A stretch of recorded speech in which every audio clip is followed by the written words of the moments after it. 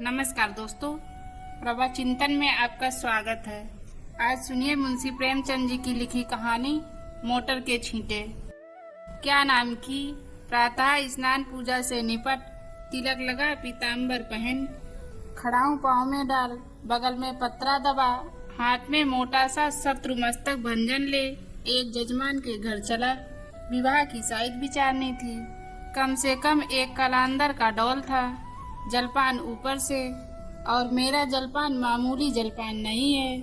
बाबुओं को तो मुझे निमंत्रित करने की हिम्मत ही नहीं पड़ती। उनका महीने भर का नाश्ता मेरा एक दिन का जलपान है।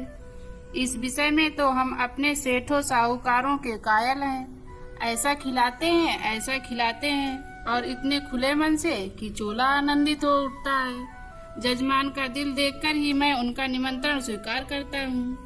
खिलाते समय किसी ने रोनी सूरत बनाई और मेरी क्षुब्धा गायब हुई।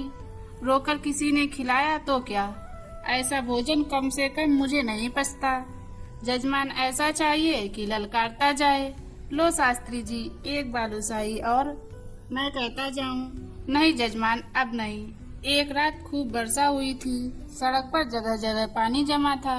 मैं अपने विचारों में मग्न चला जाता था कि एक मोटर छप छप करती हुई निकल गई।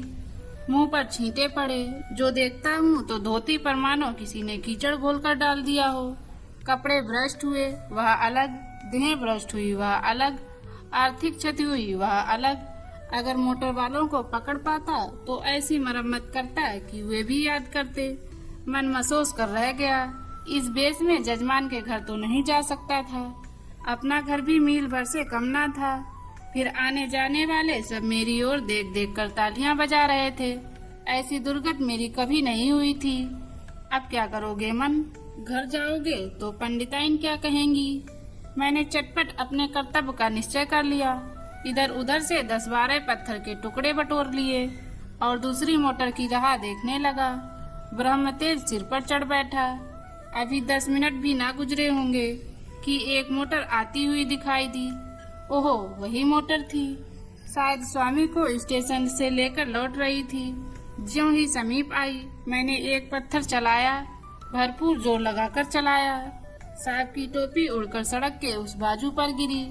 मोटर की चाल धीमी हुई। मैंने दूसरा फेर किया, खिड़की के शीशे चूर चूर हो गए और एक टुकड़ा साहब बहादुर के गाल में भी लगा। खून बहने लगा।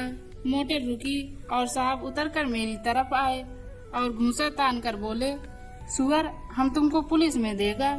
इतना सुनना था कि मैंने पोथी पत्र जमीन पर फेंका और साहब की कमर पकड़कर अडंगी लगाई तो कीचड़ में भस से गिरे। मैंने चट सवारी गांठी और गर्दन पर 50 रदे ताबड़तोड़ जमाए कि साहब चौंधिया गए। इतने में उनकी पत्नी जी उतर आई। ऊंची एड़ी का जूता, रेशमी साड़ी, गालों पर पाउडर, होंठों पर रंग, भावों पर स्याही, मुझे छाते से गोदने लगी। मैंने साहब को छोड़ दिया और डंडा संभालता हुआ बोला, देवी जी आप मर्दों के बीच में ना पड़ें, कहीं चोट आ जाए तो मुझे दुख होगा।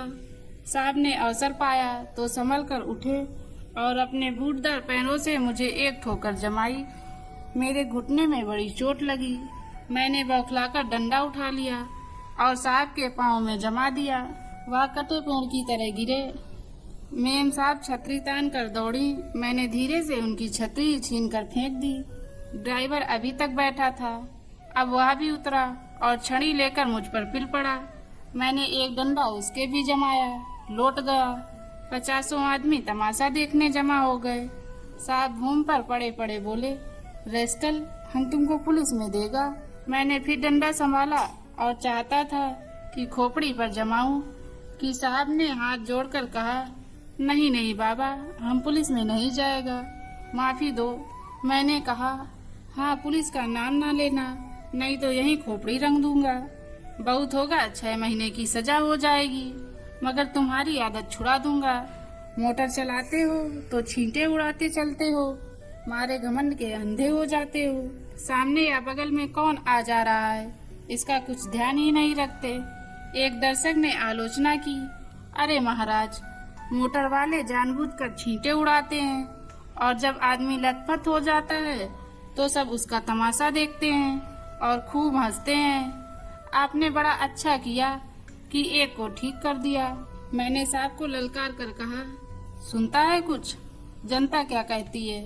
साहब ने उस आदमी की ओर लाल लाल आंखों से देखकर कहा, तुम झूठ बोलता है, बिल्कुल झूठ बोलता है। मैंने डांटा, अभी तुम्हारी एकड़ी कम नहीं हुई? आऊं फिर और दूं एक सोंटा कस के? साहब ने घिघियाकर कहा, अरे नहीं बाबा, सच बोलता है, सच बोलता है। अब तो खुश हुआ।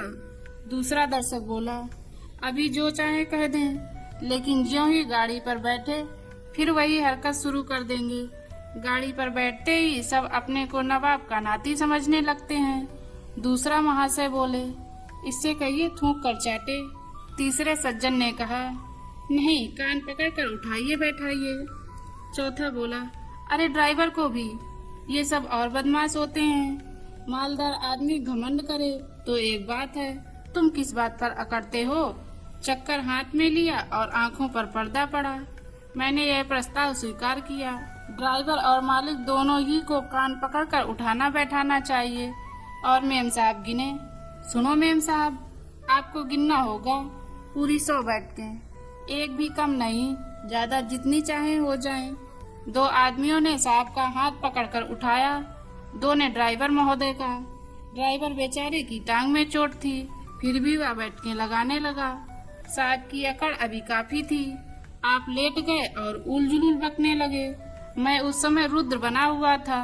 दिल में ठान लिया था कि इससे बिना 100 बैठकें लगवाए ना छोड़ूंगा। 4 आदमियों को हुक्म दिया कि गाड़ी को ढकेल कर सड़क के नीचे गिरा दो। हुक्म की देरी थी। 4 की जगह 50 आदमी लिपट गए और गाड़ी को ढकेलने लगे। वह सड़क बहुत ऊंची थी, दोनों तरफ की जमीन नीची। गाड़ी नीचे गिरती और टूट टाट कर ढेर हो जाती।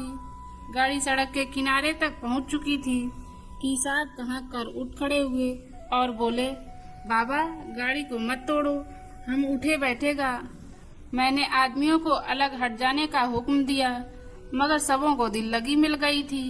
किसी ने मेरी ओर ध्यान न दिया, लेकिन जब मैं डंडा लेकर उनकी ओर दौड़ा तब सब गाड़ी छोड़कर भागे और साहब ने आंखें बंद करके बैठकें लगानी शुरू की। मैंने 10 बैठकों के बाद मेम साहब से पूछा, कितनी बैठकें हुई? मेम साहब ने रोब से जवाब दिया, हम नहीं गिनता। तो इस तरह साहब दिन भर कांकते रहेंगे और मैं ना छोड़ूंगा। अगर उनको कुशल से घर ले जाना चाहती हो तो बैठकें गिन दो, मैं उनको रिहा कर दूंगा। साहब ने देखा कि बिना दंड भोगे ना जान बचेगी तो बैठकें लगाने लगे। 1 2 3 4 5। सहसा एक दूसरी मोटर आती दिखाई दी। साहब ने देखा और नाक रगड़ कर बोले, पंडित जी आप मेरा बाप है, मुझ पर दया करो, अब हम कभी मोटर पर ना बैठेगा। मुझे भी दया आ गई। बोला, नहीं, मोटर पर बैठने से मैं नहीं रोकता, इतना ही कहता हूँ कि मोटर पर बैठकर भी आदमियों को आदमी समझो। दूसरी गाड़ी तेज चली आती थी। मैंने इशारा किया। सब आदमियों ने 2-2 पत्थर उठा लिए। उस गाड़ी का मालिक स्वयं ड्राइव कर रहा था। गाड़ी धीमी करके धीरे से सड़क जाना चाहता था कि मैंने बढ़कर दोनों कान पकड़े और खूब जोर से हिलाकर और दोनों गालों पर एक एक पड़ाका देकर बोला, गाड़ी से छींटा ना उड़ाया करो, समझे?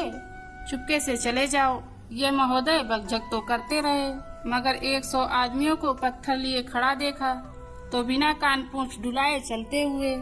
उनके जाने के 1 ही मिनट बाद दूसरी गाड़ी आई। मैंने 50 आदमियों को राह रोक लेने का हुक्म दिया।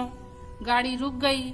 मैंने उन्हें भी 4 पड़ाके देकर विदा किया, मगर यह बेचारे भले आदमी थे, मजे से चोटें खाकर चलते हुए। सहसा एक आदमी ने कहा, पुलिस आ रही है, और सबके सब हुर्र हो गए। मैं भी सड़क के नीचे उतर गया और एक गली में घुसकर गायब हो गया।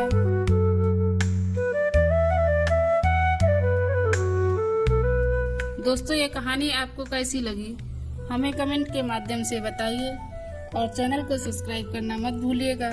मिलते हैं एक ऐसी ही नई कहानी में। तब तक के लिए जय हिंद।